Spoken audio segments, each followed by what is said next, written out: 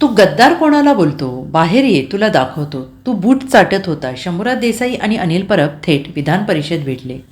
शिवसेना शिंदे गटाचे आमदार संजय गायकवाड यांनी आमदार निवासामध्ये मिळणाऱ्या जेवणाच्या दर्जावरून थेट कर्मचाऱ्यांना बॉक्सिंग टाईप हाणामारी केल्यानंतर आज 10 जुलै विधान परिषदेमध्ये शिंदे गटाचे मंत्री शंभूराज देसाई आणि शिवसेना ठाकरे गटाचे आमदार अनिल परब यांच्यात जोरदार खडाजंगी झाली आणि त्यामुळे एकमेकांना धमकी देण्यापर्यंत पोहोचल्याचं अवघ्या महाराष्ट्रानं पाहिलं आहे.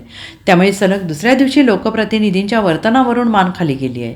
अनिल परब यांनी मराठी माणसाच्या मुद्द्यावरून बोलताना शंभूराज देसाई यांनी गद्दारी केली असा उल्लेख करताच शंभूराज देसाई यांचा चांगलाच पारा चढल्याचं दिसून आले. त्यानंतर तो गद्दार कोणाला बोलतोस? बाहेर ये, तुला दाखवतो. तू बूट चाटत होतास असा एकेरी उल्लेख करत अनिल परब यांच्यावर हल्लाबोल केला आणि यामुळे या दोघांच्या वादामध्ये विधान परिषदेचं काम 10 मिनिटांसाठी तहकूब करण्यात आलं.